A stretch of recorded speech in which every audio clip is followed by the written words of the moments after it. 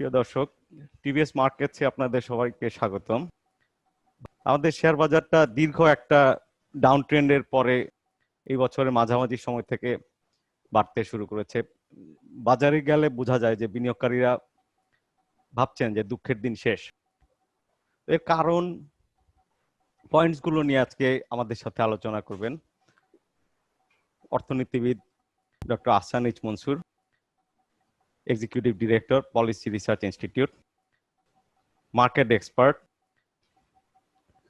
Asif Khan CFA, উনি chartered financial analyst, উনি partner Edge Research and Consulting, উনি এজ অ্যাসেট ম্যানেজমেন্টেরও একজন পার্টনার। Welcome gentleman. লাস্ট 4 মাসে আমরা দেখলাম যে 1/3 বেশি বেড়েছে ঢাকা স্টক এক্সচেঞ্জের সূচক, চিটাগং দুটোই।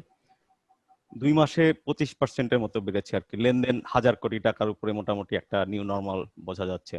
তো এর কারণগুলো সম্পর্কে আমরা স্যারের কাছ থেকে প্রথমে শুনি। আমার কাছে যেটা মনে হয় একটা ফ্যাক্টর এখানে কাজ করেছে, and they are complementary and reinforcing. একটা হচ্ছে যে new leadership in security exchange commission, সেটা একটা পজিটিভ ইম্প্যাক্ট এনেছে। আমি মনে হয় এখন পর্যন্ত আমি যেটুকু দেখেছি তাদের কার্যক্রম, তাতে সন্তোষজনক এবং যেটাকে বলা হয় কনফিডেন্স বিল্ডিং, সেখানে একটা দেখা যাচ্ছে যে গুড গভর্নেন্সের একটা হয়তো আমরা সামনের দিকে এগুচ্ছি সেই হিসাবে। সেটা একটা পজিটিভ ফ্যাক্টর, বিকজ বাজার কিন্তু ওই বিষয়ে খুব দুশ্চিন্তাগ্রস্ত ছিল, বিশেষ করে ফরেন ইনভেস্টার্স এবং আমাদের লোকাল যারা ইনস্টিটিউশনাল ইনভেস্টর তারাও। দ্বিতীয়ত যেটা হচ্ছে, এবং সেটা পৃথিবীর প্রায় সব দেশেই দৃশ্যমান, সেটা হচ্ছে যে যখন ফেডারেল রিজার্ভ টাকাকে ইজি করে ফেলে তখন স্টকের দিকে টাকাটা ধাবিত হয়, অর্থাৎ liquidity flows for higher return.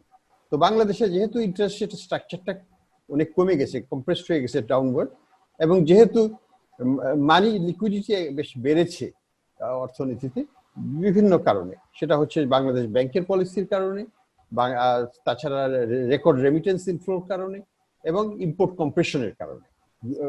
ইম্পোর্টটা সেভাবে হচ্ছে না আগের মতো। ফলে সব মিলিয়ে এখানে কিন্তু অনেক টাকা জমে গেছে, যেটা রিজার্ভ বিল্ড আপে রিফ্লেক্টেড হয়েছে, এবং করসপন্ডিং কাউন্টার পার্ট মানি আমাদের ডোমেস্টিক ইকোনমিতে লিকুইডিটি এক্সপ্যানশন করছে। তো এই expanded liquidity, lower return in financial assets other than the stock market, এটা এবং গুড গভর্নেন্স, এই তিনটে ফ্যাক্টরকে আমি মনে করি has contributed to this development. And finally যেটা হচ্ছে যে আমাদের স্টক খুব আন্ডার ভ্যালুড ছিল, সেই জায়গা থেকে এটার উত্তরণ হচ্ছে, এবং সেটাই স্বাভাবিক। একটা কমতে কমতে একটা জায়গায় তলানিতে যেহেতু ঠেকবে, ঠেকে তো উপর দিকেই যাবে। আবার যেটা একটা কথা বলা আছে, খুব বেশি উপরে গেলে আবার এটা নিচের দিকেই আসবে।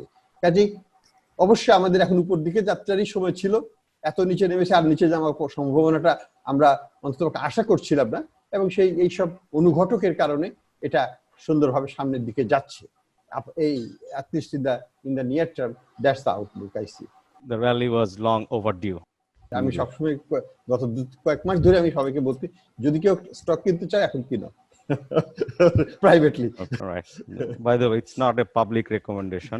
আসিফ ভাই, আপনি তো ম্যাক্রো থেকে বিভিন্ন সেক্টর এন্ড বিজনেস অ্যানালিসিস গুলো করেন আর কি। আমরা আপনার কাছ থেকে শুনতে চাই pre COVID and COVID and তারপর পোস্ট শাটডাউন ইকোনমিক রিকভারিটা আপনার যে বেটার দেন এক্সপেক্টেড আর কি। প্রথম হচ্ছে যে কোভিড-19 ইটসেলফ, এটা যে লেভেল অফ আনসার্টেনটি সাধারণ মানুষের মনে ক্রিয়েট করেছে, আমার life of 34 years or so আমি এরকম কখনো দেখি নাই। and the uncertainty part is key, কারণ হচ্ছে কি একটা খারাপ ঘটনা ঘটবে, বাট খারাপ ঘটনাটা যদি আমি বুঝি যে কতটা খারাপ হতে পারে সেটা একরকম, but when there are no precedences or at least near term precedences, এবং আমরা এটাও বুঝছি না যে এখান থেকে পুরো পৃথিবীর মানুষ কিভাবে বের হয়ে আসতে পারে, will it be a vaccine solution, will it be herd immunity, এই সলিউশন গুলো কি সেটা কিন্তু আমরা এপ্রিল মে জুন মাসগুলোতে বসে আমাদের জন্য এটা প্রেডিক্ট করা এটা almost impossible, because this is like they said, it's a new thing, আমরা আসলে এটা দেখি নাই আগে। তো ওই পর্যায়ে যেটা আমাদের একটা সবচেয়ে বড় ভয় ছিল বাংলাদেশে বসে, যে আমরা তো আসলে মে মাস থেকে দেখছিলাম যে লো ইনকাম গ্রুপগুলো আসলে ইজিলি মানুষের মেলামেশা হয়ে যাচ্ছিল, তাদের they had to work hard তাদের এই দৈনন্দিন নিডস মিট করার জন্য। তো একটা ভয় ছিল যে আসলে এটা মহামারী আকারে চলে আসতে পারে, we might see a lot of deaths. তো এখন যদি আমি সেপ্টেম্বরে বসে if I look back যে ঘটনাটা কি হয়েছে বাংলাদেশে, আমার মতে ইনফেকশন কতটুকু সেটা আমি বলতে পারছি না, এটা আমার কোনো ক্লিয়ার আনসার নাই। বাট যদি আমরা ইন্ডিয়া বা অন্যান্য পার্শ্ববর্তী দেশের এক্সাম্পল দেখি, যেখানে কিছু কিছু শহরে ওরা অ্যান্টিবডি টেস্টে 20-30% পেয়ে গেছে, যে অলরেডি অ্যান্টিবডিজ তৈরি হয়ে গেছে। আর পুনের আমি কিছু কিছু পার্ট দেখেছিলাম 50%ও চলে গেছে। তো ওইটাকে যদি প্রক্সি হিসেবে ধরি তাহলে বাংলাদেশেও হয়তো সেটা হয়েছে, বাট রিসার্চ ছাড়া তো আমি বলতে পারছি না। কিন্তু একটা জিনিস তো ট্রু, আমার ডেথ রেট কিন্তু আসলে কম, অন্য দেশের তুলনায় আমার কাছে মনে হচ্ছে কম। এবং সোশ্যাল মিডিয়ায় ঘাটলেও কিন্তু আমি একটা আন্ডারস্ট্যান্ডিং পাই, যেটা 2 মাস আগে আমার মিডিয়া ফিডে আমি আই কুড সি যে পরিচিত লোকেরা এফেক্টেড হচ্ছে, প্লাজমা খুঁজছে, আইসিইউ খুঁজছে, সেটা কিন্তু আমি আর দেখছি না। সো আমার কাছে মনে হয় কিন্তু একটা বড় স্বস্তির পার্ট হচ্ছে যে যতটা আমরা জিনিসটাকে ভয় পেয়েছিলাম ততটা ভয়ঙ্কর ফর ভ্যারিয়াস রিজনস, যেটা আমার কাছে এখন আনসার নাই, ততটা ভয়ঙ্কর আসলে হয় নাই। এবং that had a direct impact on my real economic activity, যে সাধারণ মানুষ এখন রাস্তায় নেমে পড়তে পেরেছে, অ্যাটলিস্ট লো ইনকাম সেগমেন্ট, এবং ফ্যাক্টরিজ গুলা রিজিউমড অপারেশন। সো ইন্টারনাল ইকোনমিক যেই একটা রিকভারি দরকার ছিল, আমার মনে হচ্ছে যে ইন্ডিকেটরস গুলা দেখে বেশ Swift. And at the same time external সাইডে এক্সপোর্টেও আমরা জুলাই অগাস্টে দেখলাম বেশ স্ট্রং নাম্বারস। তো ইকোনমিক অ্যাক্টিভিটির সাইড থেকে আমার কনক্লুশনটা হচ্ছে যে আপনার যতটা আমরা আশা করেছিলাম, আমি অ্যাটলিস্ট আশা করেছিলাম, তার থেকে অনেক সুইফট একটা রিকভারি হয়েছে। হয়তো আমরা সবকিছুতেই আগের লেভেলে যাই নাই, যেরকম হয়তো এভিয়েশন বা হসপিটালিটি ইন্ডাস্ট্রি গুলো এখনো বেশ স্ট্রাগলিং, হোটেল ব্যবসাগুলো, কিছু কিছু ব্যবসা আছে এগুলা রিটেল ক্লোথ সেলস এখন আগের লেভেলে যায় না। এবার কিছু কিছু আবার যেরকম ইলেকট্রনিক্স, আমরা এই জাতীয় কিছু ক্যাটাগরি দেখছি যে বেশ ফাস্ট রিকভারি হয়ে গেছে। এইটার সাথে আমি স্যার যেটা বললেন যে ইন্টারেস্ট রেটের যে পার্টটা, যেটার কয়েকটা ফ্যাক্টর একসাথে কাজ করলো। একটা হচ্ছে আমার যে balance of payment surplus generate হলো, যেটা এবং সেন্ট্রাল ব্যাংক কন্টিনিউয়াসলি ডলারটা পারচেজ করলো সেটা। তারপর সেন্ট্রাল ব্যাংকের যে স্টান্স, তারা 3বার পলিসি রেট কাট করলো, সিআরআর কাট করলো, রিপো উইন্ডো ওপেন করলো। এগুলো কম্বাইন হয়ে আমার কিন্তু ইন্টারেস্ট রেট মার্কেটে একটা সিগনিফিক্যান্ট চেঞ্জ চলে আসছে। আমাদের ফিক্সড ডিপোজিটের রেট যে সকল ব্যাংক বছরের শুরুতে 7-8% ছিল, তারা এখন 4 পর্যন্ত চলে আসছে, 4-4.5 রেটে। এনবিএফআই সেক্টরে যেগুলো একটু ভালো আমরা সিমিলারলি দেখলাম। এবং থার্ডলি গভর্নমেন্ট বন্ড ইল্ডেও আমরা দেখছি যে খুব সুইফট একটা রিফ্লেকশন কিন্তু চলে আসছে, যে যেটা শো করছে আমাদের যে মার্কেটে যথেষ্ট পরিমাণে লিকুইডিটি আছে। তো স্বাভাবিকভাবেই আপনার হচ্ছে যে কোনো লোক যে ফিক্সড ডিপোজিট করে, একটু রেশনালি চিন্তা করে, সে তো তাহলে স্টকের দিকে হয়তো অ্যাট্রাক্টেড হবে, সেটাই ন্যাচুরাল আর কি। হিস্টোরিক্যালি এরকম লেভেলে একবার দুবার আসছিল, আসে না যে তা না, but the context was a little bit different. হ্যাঁ, সবচেয়ে লেটেস্ট ছিল গত 2-1 বছর 3 বছর আগে। তখনকার কনটেক্সটটা ছিল যে সরকার তার বাজেট ডেফিসিট বা ডেফিসিট ফাইন্যান্সিংটা পুরোপুরি সঞ্চয়পত্র থেকে করছিল, এবং বিল বন্ড বলতে গেলে ইস্যুই করছিল না।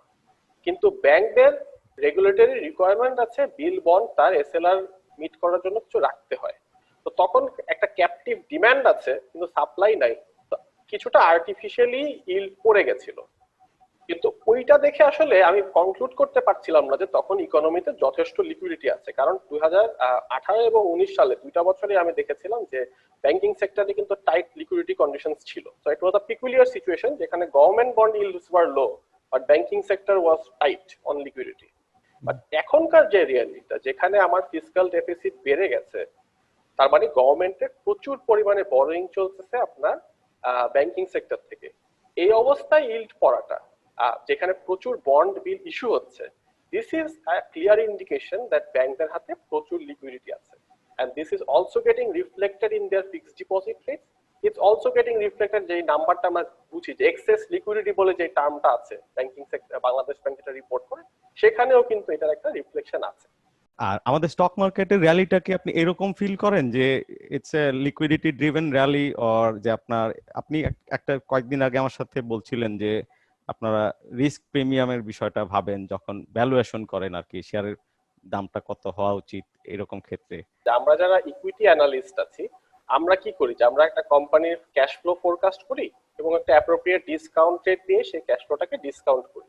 এখন এই ক্যাশ ফ্লো ফোরকাস্টের ব্যাপারে, যখন অর্থনীতি খারাপ, যখন কোভিড এর কারণে সিচুয়েশন খারাপ, আমার ফোরকাস্ট গুলো তো ডাউন। আমরা যদি প্রতিটা কোম্পানির Q2 মানে জুন কোয়ার্টারের রেজাল্টস গুলো দেখি, বাই এন্ড লার্জ অল্প কিছু কোম্পানি ছাড়া সবারই খুবই খুবই নাজুক রেজাল্ট আসছে, তাই তো? কিন্তু ইকোনমির চাকা যখন ঘুরছে তখন আমাদের একটা এক্সপেকটেশন বিল্ড হচ্ছে, এবং আমরা জুলাই আগস্ট মাসের কিছু কিছু চ্যানেল চেকস করেও দেখতে পাচ্ছি যে কিছু কিছু ব্যবসা কিন্তু বেশ সুইফট রিকভারি আসছে। তাহলে আমার এক্সপেকটেশন অফ ফিউচার ক্যাশ ফ্লোটা চেঞ্জ হয়ে গেছে। এটা হচ্ছে নিউমারেটর অফ দ্য ভ্যালুয়েশন ইকুয়েশনের। আর ডিনোমিনেটরে যেই দুটো ফ্যাক্টর কাজ করে, একটা হচ্ছে রিস্ক ফ্রি রেট আর একটা হচ্ছে আমার ইকুইটি রিস্ক প্রিমিয়াম, মানে আমি থিওরিটিক্যাল কথায় যাচ্ছি আর কি। তো যখন আনসার্টেনটি কমে আসছে, ইকোনমি আগের মতো অত ভয়াবহ কোনো রিস্ক নাই বা সিস্টেমিক কোনো ক্র্যাশ হওয়ার চান্স কম, তখন I can use a less equity risk premium. So নিউমারেটরের ওই পার্টটার সাথে এটার একটা সম্পর্ক চলে আসে। আর final part of the equation হচ্ছে রিস্ক ফ্রি রেটটা। তো আমরা ইকুইটি ভ্যালুয়েশন যারা করি, গ্লোবালি অ্যাকসেপ্টেড হচ্ছে যে 10-year গভর্নমেন্ট বন্ডের ইল্ডটাকে ইউজ করি আমাদের ভ্যালুয়েশন মডেলে। তো আমার কোম্পানিতে আমরা 10-year গভর্নমেন্ট বন্ডের ইল্ডের জায়গায় আমরা 9% ইউজ করতাম।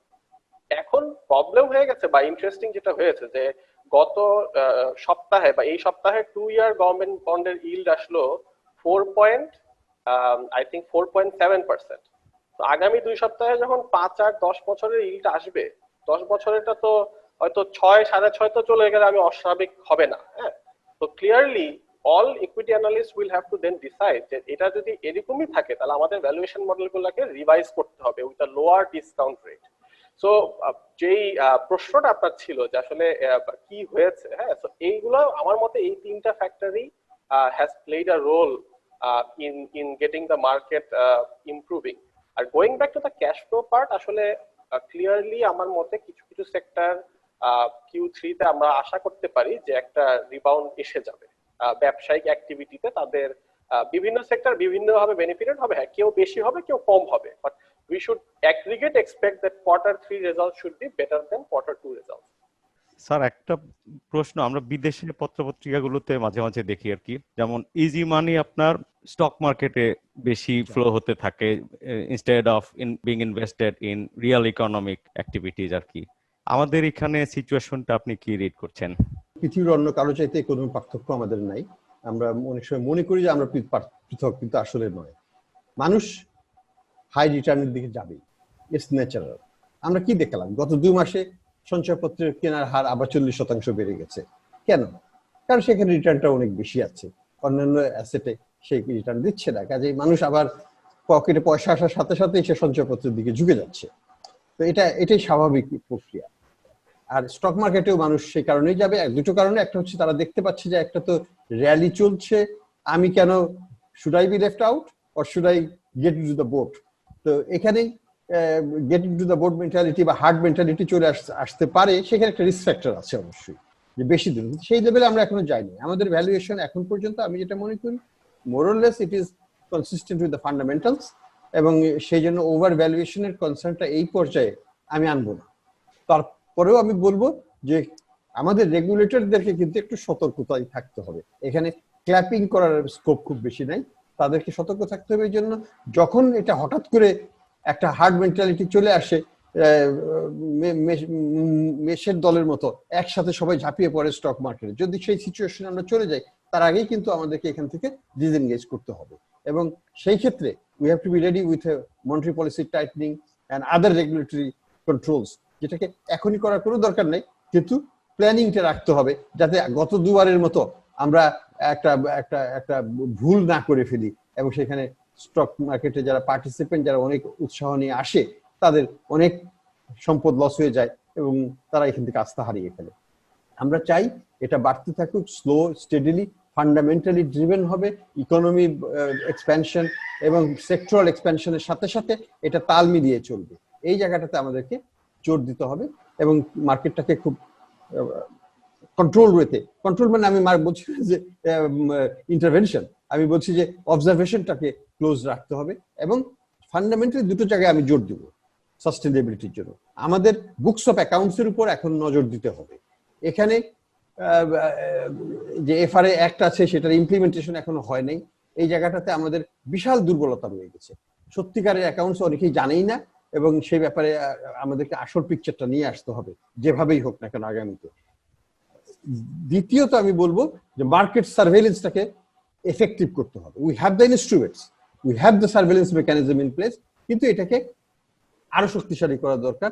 এবং আগের মতো যেটা যদি চলছিল স্মল ক্যাপ হঠাৎ করে বাড়ে যাচ্ছে, কমে যাচ্ছে উইদাউট এনি রিজন, এগুলোকে কিন্তু হইতে দেওয়া যাবে না। এগুলোই কিন্তু স্পেকুলেশনের আর দি সিমটমস, এবং এগুলো থেকে আমাদেরকে বিরত রাখতেই হবে। যাকে পানিশমেন্ট দেওয়ার তাকে পানিশমেন্ট দিতে হবে।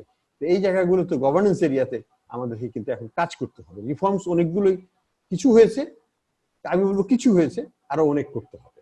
বন্ড মার্কেটের রিফর্ম এখনো শুরু হয়নি, তারা আলোচনা করছে। আমি আশা করবো যে এই জায়গাটায় একটা বড় রিফর্ম আসুক, কারণ আমাদের বন্ড মার্কেট আসলে যেটা বন্ড মার্কেট আমরা বলি সেটা আসলে কর্পোরেট বন্ড মার্কেটে ডেভেলপই করে নাই, এবং যেভাবে সরকার গভর্নমেন্ট বন্ডগুলোকে ব্যবহার করছে সঞ্চয়পত্র এবং ইত্যাদির মাধ্যমে, সেটা কিন্তু very detrimental to any corporate bond market development in Bangladesh. এই জায়গাগুলোতে আমাদেরকে নজর দিতে হবে। এখন নতুন রেগুলেটর আপনার এই বিষয়গুলোতে একটু সিরিয়াসনেস শো করছে আর কি, যে টু এক্সপেডিট থিংস। আপনি তো একটা ব্যাংকেরও বোর্ড লিড করছেন, one of the top bank. ব্যাংকারদের আমরা এখন ইকোনমিতে, আপনার রিয়েল ইকোনমিতে লেন্ডিং এ ব্যাংকারদের অ্যাপেটাইট। ব্যাংক তো লেন্ডিং করতেই চায়, তার এটাই তো তাদের ব্যবসা, এবং লেন্ডিং করলে না করলে তো প্রফিটেবিলিটি হবে না। কিন্তু ব্যাংকে অ্যাট দ্য সেম টাইম বুঝতে হবে তার রিস্কটা কতখানি দ্যাট ইট ক্যান অ্যাবজর্ব।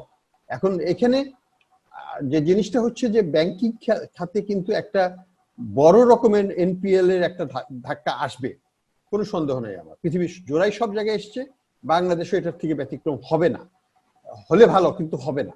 এবং সেই জন্য ব্যাংকগুলোকে এখন থেকে অনেক প্রভিশনিং করা দরকার, সেটা কিন্তু করছে না বেশিরভাগ ব্যাংক। এবং এই জায়গাটাতে বাংলাদেশ ব্যাংকে অনেক কঠোর হতে হবে, কারণ এই ধাক্কাটা আসবেই। এখন তো রেগুলেটরি ফরবিয়ারেন্সের কারণে আমরা এনপিএল আমরা দেখাতে পারছি না। পয়সা দিক আর না দিক তাকে কিছু বলাও যাবে না, তাকে ক্যাটেগরাইজ করা যাবে না, ক্লাসিফাই করা যাবে না। তো যখন এই চাদরটা সরে যাবে তখন কিন্তু কঙ্কালগুলো বেরিয়ে আসবে, এবং তখনকার যে চিত্রটা সেটা কিন্তু আমাকে এখনই অ্যান্টিসিপেট করতে হবে as a regulator, both by Bangladesh Bank in particular and SEC also in some sense, because after all they are in many cases they are members of the Security Exchange Commission, তারা listed company. তো এই জায়গাটাতে জোর দিতে হবে যাতে আমরা এই শকটা, এই মানে এই যে রিয়েল ইকোনমির যে শকটা, এটা যে ব্যাংকিং খাতে আসবে না, এটা এত অবাস্তব। এটা হতেই হবে, আসবেই। কতখানি আসবে আমি জানি না, কিন্তু বড় আকারে আসবে এটা আমার কাছে স্বতঃসিদ্ধ।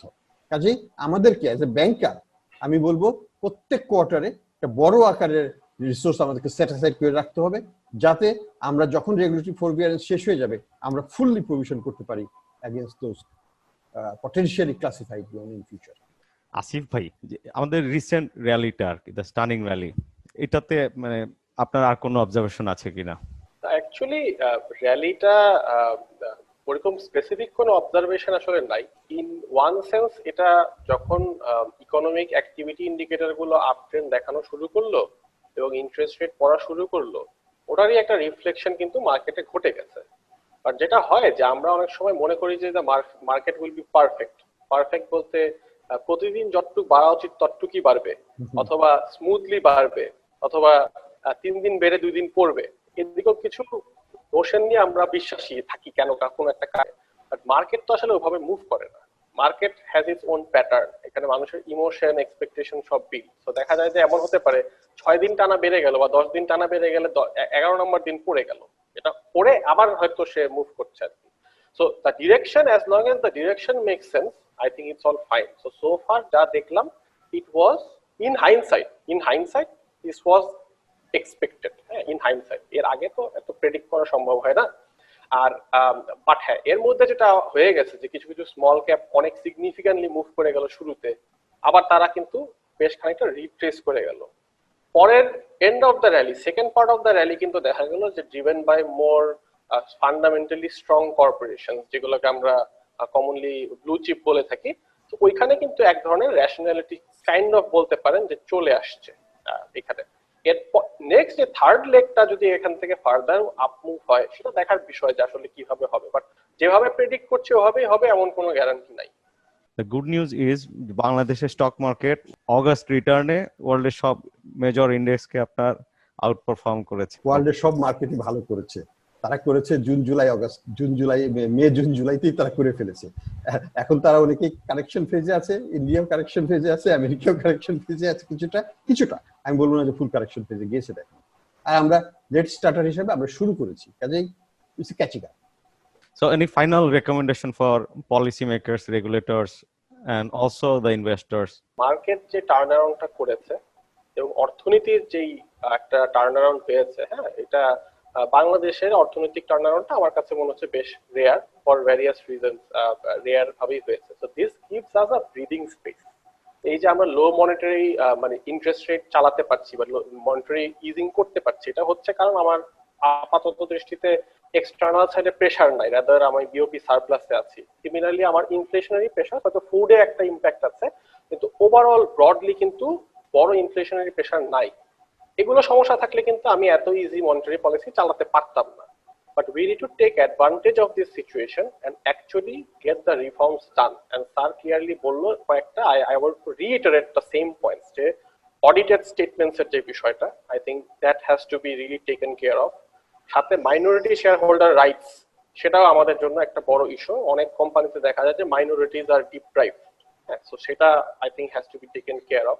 মার্কেট ম্যানিপুলেশন, এটাও স্যার মেনশন করেছেন। এটার সাথে আমার কাছে মনে হয় যে একটা বড় অপরচুনিটি বাংলাদেশের হাতে আছে এখন। এই যে ধরেন চায়না থেকে কোম্পানিটা মুভ করে যেতে চায়, there are countries like Japan, তারা ইনসেন্টিভ দিচ্ছে তার কোম্পানিদেরকে। I don't want Bangladesh to miss out on this. আমাদের broad based reform to make the country truly investor friendly, সেটা কিন্তু একটা সুযোগ আছে এখন। This is the right time and I can see কিছু মুভমেন্টও হচ্ছে। বিডার সাইড থেকে আমি দেখলাম এম্পাওয়ারিং অফ বিডা একটা পার্ট, ক্যাপিটাল মার্কেটে উইথ দ্য নিউ এসএসসি অনেকগুলো স্টেপই আমরা দেখছি টু ওপেন আপ। তো ফাইনাল একটা এক্সাম্পল দিব, এটাও স্যারের পয়েন্টটা নিয়ে। এটা হচ্ছে যে ইন্ডিয়াতে আমরা যেটা দেখলাম, এই যে মার্কেট র্যালিটা হলো, তার সাথে সাথেই তাদের ব্যাংকরা ডাইরেক্টলি গ্লোবাল মার্কেটস অ্যাক্সেস করে তারা ইকুইটি ক্যাপিটাল রেজ করছে। This is not through a right share, they just brought in smart fund, smart money in. বাংলাদেশের ক্ষেত্রে এরকম একটা এক্সাম্পল কি আছে, যে আইএফসি যখন সিটি ব্যাংকে ইনভেস্ট করলো বা নর ফান্ড যখন এমটিবিএল ইনভেস্ট করলো, অল্প কিছু প্রেসিডেন্ট কিন্তু আমাদের আছে, কিন্তু we can accommodate much more. হ্যাঁ, আমাদের banking sector definitely needs more capital, এবং এইটা একটা easier way of getting that capital, যেখানে সবারই একটা রোল আছে, starting from ACC, Bangladesh Bank and also the entire other administrators to make the country truly investor friendly. কারণ আমরা আসলে এই অপরচুনিটিটা না হয় মিস করে যাবো, and we need this capital. Finally আমি যেটা বলবো যে we have done better than most other countries in terms of real economy. At least ইন্ডিয়ার চাইতে তো অনেক ভালো, এবং অন্যান্য দেশও যেগুলো আমরা দেখছি তাদের চাইতে অন্তত পক্ষে we are probably 6 months ahead আমরা থাকবো in different sectors. Export sector খুব তাড়াতাড়ি will come out, maybe by December January তারা নর্মাল লেভেলে চলে যেতে পারে, আমি আশা করি, যদি সেকেন্ড থার্ড ওয়েভ ইউরোপে না হয়। রিয়েল সেক্টর হয়তো একটু পরে যাবে, হয়তো মিডল অফ দ্য নেক্সট ইয়ারে আমরা চলে যাব, কিন্তু পৃথিবীর অন্যান্য দেশ কিন্তু এন্ড অফ নেক্সট ইয়ারেও তারা সেই লেভেলে যেতে পারবে না। সেই হিসাবে আপেক্ষিকভাবে আমরা অনেক, আমাদের ইকোনমিক টার্নারাউন্ডটা অনেক ফাস্টার হয়েছে। এখন যে জিনিসটা হচ্ছে স্টক মার্কেটে এটার প্রভাব পড়বে, আমরা সচেতন থাকতে হবে, আমাদেরকে কেয়ারফুলি রিফর্মের মাধ্যমে এগুলোকে এগিয়ে নিতে হবে। আমি ফাইনালি আরেকটা কথা বলবো, আমাদের রেভিনিউ সিচুয়েশনটা কিন্তু খুবই প্রিকেরিয়াস এবং it is deteriorating every year. Government কিন্তু ফাংশন করতে পারবে না যদি আমরা এই জায়গাটাতে নজর না দিই। এবং গত বছর নেগেটিভ হয়েছে রেভিনিউ গ্রোথ, এবছরও নেগেটিভ হওয়ার সম্ভাবনা খুবই বেশি। প্রথম 2 মাসে 30% নেগেটিভ আছে টার্গেট থেকে, এবং আরো হয়ে যাবে। তো এই ব্যাপারে এখানে বিশাল সংস্কার করতে হবে এই জায়গাটাতে। তা না হলে সরকারের যে উন্নয়নের উদ্যোগ, এই যদি আমরা বিডার এফোর্ট, যদি আমরা এই সিজেড গুলোকে চালু করতে চাই, যে পরিমাণ অর্থ সেখানে দিতে হবে ইনফ্রাস্ট্রাকচার ডেভেলপমেন্টে, রাস্তাঘাট ইত্যাদিতে, সেই টাকাটা জোগাড় করতে হলো পার্শিয়ালি যদি আমাদের দিতে হয়, সেটুকুও তো আমাদের অভ্যন্তরীণ খাত থেকে দিতে হবে। বর্তমানে এই বছরে এডিপির একটা পয়সাও বাংলাদেশ সরকারের পকেট থেকে আসে না, পুরোটাই ধার করা পয়সায়। তো এইভাবে তো আমরা এক্সপ্যান্ড করতে পারবো না। আমাদেরকে কিছুটা তো আভ্যন্তরীণ খাত থেকে নিয়ে আমাদের প্রকল্প বাস্তবায়ন করতে হবে। কাজে এই জায়গাটাতেও বিশেষ নজর দিতে হবে। গভর্নমেন্ট যদি, আমি যেটা ফিসক্যাল যদি সাস্টেনেবল না থাকে, মনিটারি পলিসি সাস্টেনেবল রাখা যায় না, এবং সেখানে তখনই কিন্তু আমরা যেটাকে দেখি ব্যালেন্স অফ পেমেন্টের সাস্টেনেবিলিটি প্রশ্নটা চলে আসে। আমরা এতদিন পর্যন্ত আমাদের fiscal management has served us very well like an anchor in the boat, এবং এখন কিন্তু এটা ডি অ্যাঙ্কার হওয়ার সম্ভাবনা হয়ে যাচ্ছে রেভিনিউর কারণে, এবং সেই জায়গাটাতে আমাদের জোর দিতে হবে। লো ইন্টারেস্ট রেজিম যেটা আমরা রিসেন্টলি এনজয় করছি, how long it May sustain? যদি ম্যাক্রো স্টেবিলিটি আমরা ধরে রাখতে পারি আগের মতো, ইনফ্লেশনটাকে যদি আমরা আরেকটু কমিয়ে আনতে পারি, তাহলে ইন্টারেস্ট রেটকে আমরা সাস্টেনেবল করতে পারবো। কিন্তু আমরা যদি ম্যাক্রো স্টেবিলিটিটা আমাদের হারিয়ে যায় তাহলে কিন্তু অসুবিধা হবে। আমরা অনেক সময় বলি যে আমাদের ডেট টু জিডিপি রেশিও কম। আমি বলি that's not an indicator for Bangladesh.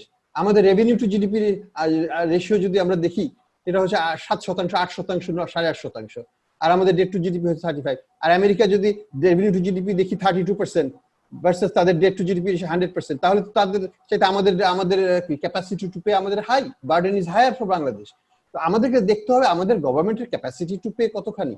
আমরা গভর্নমেন্টকে যদি স্থিতিশীল রাখতে পারি financially, otherwise as anchor, back to anchor fiscal পলিসির মাধ্যমে, তাহলে কিন্তু মনিটারি পলিসি অটোমেটিক্যালি স্টেবল রাখাটা অনেক সম্ভব হয়। এবং সেই দুটো যদি ঠিক থাকে, ব্যালেন্স অফ পেমেন্টও তখন ঠিক থাকে। এটাই হচ্ছে ম্যাক্রো ইকোনমিক্সের বেসিক ফান্ডামেন্টাল। ওই ফান্ডামেন্টাল থেকে যেন আমরা সামনে সরে না যাই এবং বিপাকে না পড়ে যাই, সেটা খেয়াল রাখতে হবে। এটা করতে পারলে, ইনফ্লেশনটা একটু কমিয়ে আনতে পারলে, আমি মনে করি যে আমাদের অর্থনীতিতে চীন যদি মানে ইনফ্লেশন 2% রাখতে পারে, 2.5% রাখতে পারে, আমরাও পারতে পারি আগামীতে। আমাদেরও চেষ্টা করা উচিত এটাকে কমিয়ে আনতে। তাহলে পরে তো আমাদের ডিপোজিটের যদি 2.5% ইনফ্লেশন, 3% ইনফ্লেশন, ডিপোজিটে 4% হয়, তাহলে তো 1% রিয়াল হয়ে যাচ্ছে তাকে। এখন তো নেগেটিভ রিটার্ন আসছে তাদের, তাই না? আমরা তখন 3% স্প্রেড যদি রাখি, তাহলে আমরা 4 + 3 7% আমরা ইন্টারেস্ট দিতে পারবো লেন্ডারদের, বড়োয়ারদেরকে। তো এগুলো তো সবই সম্ভব, কিন্তু macro stability, inflation performance, very strong good inflation performance, and এগুলো হবে cornerstone for sustainability of low interest policy. Low interest policy কিন্তু জোর করে বেশি দিন রাখা যাবে না। We have created the environment, but we have to sustain that environment in a very যেটাকে বলবো sustainable way, not artificial way, not by regulatory. এখন যেটা আমি ইন্টারেস্ট কমে আসছে, এটা কিন্তু রেগুলেটরি ওয়েতে হয়েছে অনেকাংশে। আমরা যাই 9% ক্যাপ দিয়েছি, ওখানে এটা করেছি, এগুলো তো বেশি দিন রাখা যাবে না। এখান থেকে আমাদের বের হয়ে আসতে হবে, আমাদেরকে মার্কেট ড্রিভেন করতে হবে আমাদেরকে। সেই জন্য যে প্রস্তুতিটা নিতে হবে, যে ইন্টারভিনিং পিরিয়ডটা আমরা পাচ্ছি, সেটাকে আমাদেরকে রিফর্ম এন্ড আদার মিনসের থ্রুতে আমাদেরকে ব্যবহার না করতে পারলে আমরা কিন্তু এটা ধরে রাখতে পারবো। আসিফ ভাই, আপনি কি ফোরসি করেন যে ইন্টারেস্ট রেট, লো ইন্টারেস্ট রেজিম আমরা কতদিন এনজয় করতে আগে পারবো? আমরা লো ইন্টারেস্ট রেট রেজিমটাকে একটু ডিফাইন করি। হ্যাঁ, ডেফিনিশনটা এভাবে নিতে পারি যে এখন যে রেটটা আছে ব্যাংকিং খাতে, for example fixed deposit rate 4, 4.5, 5 depending on the type of bank, এখান থেকে যদি 1-1.5% বাড়েও, হিস্টোরিক্যাল পার্সপেক্টিভে এটা স্টিলও আমি লোই বলবো বাংলাদেশের হিস্টোরিক্যাল পার্সপেক্টিভে। আর এটা যখন বেড়ে 8-9-তে চলে যাবে, সেটা হচ্ছে on the slightly higher side. তো এখন প্রশ্ন হচ্ছে যে এই 4, 4.5 থেকে যাওয়াটা থাকবে কিনা, এটা হয়তো থাকতেও পারে, নাও থাকতে পারে। এটা প্রেডিক্ট করাটা খুব ডিফিকাল্ট, কারণ হচ্ছে যে এই মুহূর্তে প্রাইভেট সেক্টর ক্রেডিট করতে কিন্তু উইক। তো আমার মনিটারি ইজিং আছে, গভর্নমেন্ট বরোইং নিড আছে, কিন্তু প্রাইভেট সেক্টরে অত একটা মানি বিভিন্ন কারণে দেওয়া হচ্ছে, কোভিড এর কারণে হতে পারে, বিভিন্ন কারণে হতে পারে। এইখানে যদি আপনার ক্রেডিট গ্রোথ সিগনিফিকেন্টলি বেড়ে যায়, তখন কিন্তু দ্য গভর্নমেন্টের যে টাকাটা নিচ্ছে গভর্নমেন্ট প্রতি মাসে অকশন করে করে, তখন it will have a implication on your interest rate market. এই এক্সেস লিকুইডিটিটা মপড আপ হয়ে যেতে পারে, কিছুটা মুভ করতে পারে। বাট যেটা আমার মনে হচ্ছে না যে ওই 8-9% ফিক্সড ডিপোজিটের ওই জায়গায় যেতে আমাদের বেশ খানিকটা সময় লাগতে পারে। বাট এরপরে হয় কি যে আমরা যারা অ্যানালিস্ট আর কি, হ্যাঁ, আমরা একটা হাইপোথিসিস দাঁড় করাই, কিন্তু আমরা কন্টিনিউয়াস বেসিসে মনিটর করি যে ডেটা পয়েন্ট গুলো week to week, month to month, যে আমার হাইপোথিসিসের আগেনস্টে যাচ্ছে কিনা। তো আমি যখন ম্যাক্রো ইন্ডিকেটর গুলো ট্র্যাক করছি, তখনই আমি একটা ইন্ডিকেশন পেয়ে যাচ্ছি যে আসলে এটা হয়তো আমার হাইপোথিসিসটা রং হয়েও যেতে পারে। সো আমি বলবো না যে, আমি ভেরি স্ট্রংলি বলবো না যে আমি যেটা বলছি সেটাই হবে, বাট সো ফার মনে হচ্ছে যে we might C the lower rate continue for some time. হ্যাঁ, এখান থেকে অল্প কিছু বাড়তে পারে, because we are kind of very low at this point. হ্যাঁ, আর স্যার যেটা বললেন, আমাদের কিন্তু ডিপোজিটার কিন্তু রিয়েল রিটার্ন পাচ্ছে না অন দেয়ার ফিক্সড ডিপোজিট। তারা এখন নেগেটিভ রিটার্নে আছে, নেগেটিভ রিয়েল রিটার্ন ইনফ্লেশনের সাথে কম্পেয়ার করতে। তো বাট লাইক আই সেড, হয়তো এটা মনিটরের উপরে ডিপেন্ড করবে। আর আরেকটা যেটা হয়েছে কি যে আই থিঙ্ক গ্লোবালি এখন একটা খুব ভোলাটাইল আনসার্টেন পিরিয়ডের মধ্যে দিয়ে আমরা যাচ্ছি। 10 বছর আগে বাংলাদেশ ইকোনমি যতটা গ্লোবাল ইকোনমির উপর রিলায়েন্স ছিল, ডিকাপল ছিল আমরা বলি, এখন কিন্তু অতটা না, আমরা কিন্তু একসাথে লিঙ্কড। তো আমার দেশের ইন্টারনাল ইকোনমি ভালো হোক, কিন্তু যদি এখন ইউএস ইউকে তে একটা সেকেন্ড ওয়েভ, থার্ড ওয়েভ বড় আকারে আসে, সেটার ইমপ্লিকেশন থাকতেই পারে। সো সেগুলার প্রেডিক্ট করাটা খুব ডিফিকাল্ট আর কি আমার মতে। সো ওই জন্য I believe in looking at the data points and continuously updating my thoughts and forecast. Thank you so much for sharing our insights. দেখা হবে আবার নিশ্চয়ই।